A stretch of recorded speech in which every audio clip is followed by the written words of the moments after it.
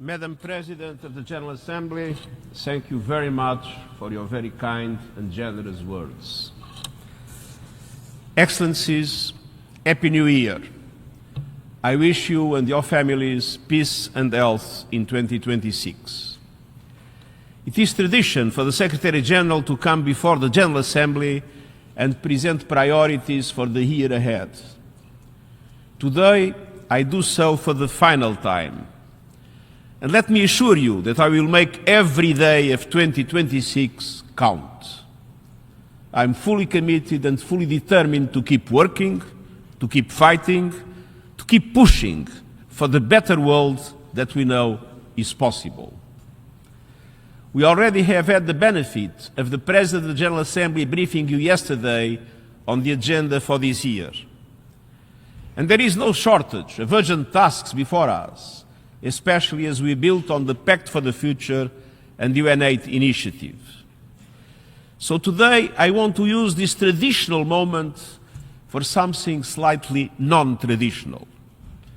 I want to look not only to this year, but beyond, and to speak candidly about the larger forces and mega trends shaping our world and the deeper challenges we must confront. Rather than a checklist, I want to zero on principles that must guide our work. But let me begin with the context. Excellencies, let's be clear. The context is chaos. We are in a world brimming with conflict, impunity, inequality, and unpredictability.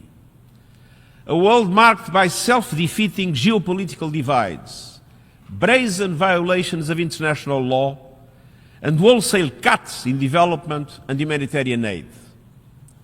These forces, and more, are shaking the foundations of global cooperation and testing the resilience of multilateralism itself. And that is the paradox of our era. At a time when we need international cooperation the most, we seem to be the least inclined to use it and invest in it. Some seek to put international cooperation on death watch, but I can assure you that we will not give up. And we are totally committed in the cause of peace in Gaza, Ukraine, Sudan, and far beyond, and tireless in delivering life-saving aid to those so desperate for support. And let's recognize that even in this turbulence, we have succeeded in claiming space for the United Nations where it was not given. We have stepped forward to help shape the global conversation on artificial intelligence, insisting that these powerful forces serve humanity and uphold human dignity. We have been on the front lines of efforts to secure fair and sustainable financing for development, pushing for reforms and new mechanisms to leave no country behind. And we have been outspoken on the urgent need for climate action, demanding ambition and working to rally governments, businesses, and civil society. Everywhere, we have sought to spotlight the needs of the most vulnerable people and countries. And we will keep pushing in all these areas and more this year. In the next few weeks alone, we will launch the Independent Scientific Panel on Artificial Intelligence to provide impartial, evidence-based assessment of AI opportunities, risks, and impacts. Put forward recommendations to the high-level expert group on Beyond GDP to offer new ways to measure progress and well-being and better reflect what truly matters for people and planet.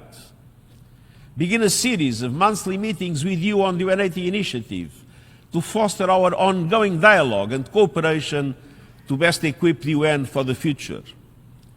Present initial assessments on the potential mergers of UNDP and UNOPS, as well as UN Women and UNFPA, to enhance efficiency and coherence in our development work. And advance on the peace operations review to make them more effective, responsible, and fit for today's complex challenges. And this is just a small taste of some immediate next steps. Across the board, it is full steam ahead. Excellencies, we are working in a time of dramatic change, and we need to reflect the world as it is. Disruptions do not have to be destructive. They can also be a force of construction. The UN80 initiative is about building a UN system that delivers more effectively, more coherently, and with greater impact amid the reality of shrinking resources and rising needs. Yes, reform is about resources and using those resources effectively and efficiently. Budgets matter, but only if every member state pays its contributions in full and on time. Today's situation is totally unsustainable. Either all countries, without exception, honor their financial obligations under the Charter, which no longer seems to be the case, or member states must overhaul our financial rules to prevent a budget breakdown. I'll be writing to you in more detail on this matter. But reform must be far more than numbers on a spreadsheet. Reform must be about institutions that reflect today's world. 1945 problem solving will not solve 2026 problems. If structures do not reflect our times, our world, our realities, they will lose legitimacy. Consider the facts. Every day, the share of global GDP held by developed countries shrinks bit by bit. Every day, emerging economies grow in size, in strength, in influence. Every day, South-South trade pulls further ahead of North-North trade. Our structures must reflect this changing world. And that is why reforming international financial and trade institutions is not just important, it is essential. And the same goes for the Security Council. And I would add that it is manifestly in the interest of those who hold the most power to be on the front lines of reform. Those who try to cling to privilege today risk paying the price tomorrow. And so we must all be bold enough to change. The world is not waiting, neither should we. Excellencies, as we push forward on reforms, our larger mission must be finding our bearings in the disorienting world. Let me boil it down to three principles that must be at the foundation of all our actions, not just for this year, but for our times. First, we must adhere to the UN Charter fully and faithfully. No ifs, no ands, no buts. The Charter is a compact which binds us all. It's not a la carte menu, it's prix fixe. The Charter is the foundation of international relations, the bedrock of peace, sustainable development, and human rights. I'm honored to serve as custodian of the Charter, but each one of you has signed up to be a custodian of the Charter too. When leaders run roughshod over international law, when they pick and choose which rules to follow, they are not only undermining global order, they are setting a perilous precedent. And let's be clear, the erosion of international law is not happening in the shadows. It's unfolding before the eyes of the world, on our screens, live in 4K. People everywhere are witnessing in real time the consequences of impunity, the illegal use and threat of force, attacks on civilians, humanitarian workers and UN personnel, unconstitutional changes of government, the trampling of human rights, the silencing of dissent, the plundering of resources, and the dangers do not stop with states or warring parties. They are being amplified by bottomless greed and inequality. The top 1% holds 43% of global financial assets. And last year alone, the richest 500 individuals added $2.2 trillion to their fortunes. Increasingly, we see a world where the ultra-wealthiest and the companies they control are calling the shots like never before, wielding outsized influence over economies, information, and even the rules that govern us all. When a handful of individuals can blend global narratives, sway elections, or dictate the terms of public debate, we are not just facing inequality, we are facing the corruption of institutions and our shared values. Look no further than artificial intelligence and the algorithms shaping our lives. These are too consequential to be controlled only by a few companies or optimized only to monetize attention and outrage. For instance, how do we protect our children from the tyranny of the algorithm? We must ensure humanity steers technology, not the other way around. And I thank you for your support for the independent scientific panel on AI and the global dialogue on AI governance. We need to keep working to build guardrails, accountability, shared standards, and the capacity to bridge the AI divide. The concentration of power and wealth in so few hands is morally indefensible. And more than that, it is a clear and present danger to the Charter and the promise of equal rights and dignity for all.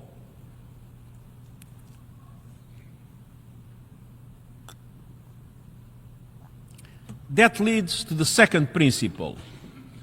We must be relentless in our work for peace and justice, peace between nations, and peace with nature. Peace is at the heart of all we do. Yet, as we meet today, the snares of conflict have trapped millions of members of the human family in miserable, prolonged cycles of violence, hunger, and displacement. This suffering cannot go on. In Gaza, I welcome the start of phase 2 of the ceasefire announced by the US and reiterate that humanitarian aid must flow unimpeded, the ceasefire must be implemented in full, and the way must be cleared to an irreversible path to a two-state solution in accordance with international law. In Ukraine, where we must spare no effort to stop the fighting and achieve a just and lasting peace in line with UN Charter, international law, and UN resolutions. In Sudan, where the parties must agree on an immediate cessation of hostilities and the resumption of talks to reach a lasting ceasefire and a comprehensive, inclusive, and Sudanese-owned political process. Civilians must be protected. From Yemen to the Democratic Republic of the Congo, from Haiti to the Sahel, to Myanmar and around the world, we must never give up in the pursuit for peace. And throughout, we must recognize that silencing the guns is not enough. Peace is more than the absence of war. The root causes of conflict must be addressed. If not, any solution will be precarious. It's no coincidence that 9 of the 10 countries with the lowest human development indicators are currently in a state of conflict. Sustainable peace requires sustainable development. Yet, 10 years after the adoption of the Sustainable Development Goals, 2/3 of the targets are lagging. The world is falling short by over $4 trillion a year in the resources developing countries need to deliver on these promises by 2030. And developing countries are being battered and bruised by limited fiscal space, crushing debt burdens, and skyrocketing prices. We must advance on last year's Seville commitment, which set out an ambitious agenda to scale up finance, address the debt crisis, and reform the international financial architecture so developing countries can invest in the systems that support development and peace. And peace with justice